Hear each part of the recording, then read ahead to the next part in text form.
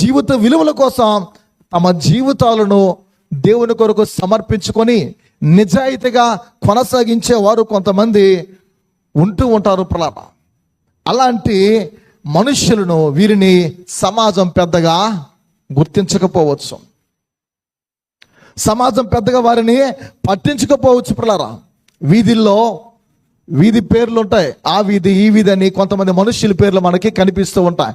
వీధి పేర్లో వీరికి స్థానము పెద్దగా లేకపోవచ్చు. ఈ నిజాయితీ పరులకి, ఈ నీతిమంతులకి సమాజ శ్రేయస్సు కొరకు, మానవుల శ్రేయస్సు కొరకు ఆలోచించి అద్భుతంగా తమ జీవితాలను అనేకులకు మాదిరిగా ఉంచిన వారి యొక్క జీవితాల్లో వారికి సమాజంలో వీధుల్లో వాళ్ళకంటూ పేర్లలో స్థానం లేకపోవచ్చు.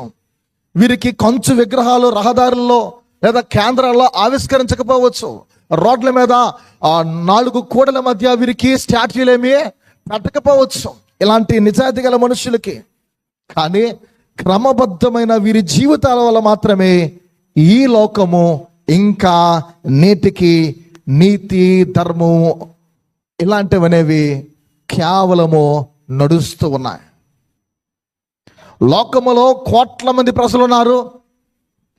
ఎంతమంది ప్రజలలో అనేకమైన దేశాల్లో ఈ భూమి మీద కొంతమంది నీతిమంతుల వలన మాత్రమే ఈ సమాజము మనుగుడులో ఇంకా ఉంది అని మర్చిపోకూడదు.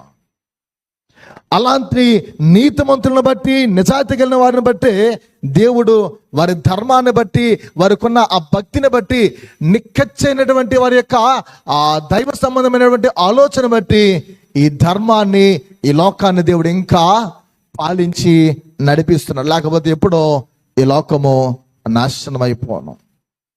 పిల్లరా, అలాంటి ఆర్భాటం లేనటువంటి జీవించే జీవుల్లో ఈ మనిషి పిల్లరా యోసేపు కనిపిస్తున్నాం. అంటే ఆర్భాటం అన్నది ఏది కూడా ఇతనిలో కనిపించదు. యోసేపుని గురించి మీరు బాగా ఆలోచించండి. సండే స్కూల్ క్రిస్మస్ మన జరిగింది, మన చర్చలో చిల్డ్రన్స్ క్రిస్మస్. ఇలా చాలా సంవత్సరాలు మనం చూస్తూ వస్తున్నాం. దాదాపు క్రీస్తు పుట్టుక నాటకాలు అనేవి ప్రదర్శించడము, స్కిట్స్ ద్వారా వారు ప్రజెంట్ చేయడం మనం చూస్తూ ఉంటాం. యోసేపుకి ఏ విధమైన ఆర్భాటం ఉండదు, పెద్ద గుర్తింపు కూడా కనిపించదు, అనిపించదు కూడా. గమనించిన ఎలా ఏ విధమైన ఆర్భాటం లేనటువంటి జీవించే వారిలో గొప్ప మనిషిగా, పెద్ద మనిషిగా యోసేపు ఉంటాడు. అందుకే 100కి 100 పాళ్ళు నీతిమంతుడు, మరియకు ప్రధానము చేయబడిన ఈ యోసేపు 100కి 100 పాళ్ళు నీతిమంతుడు.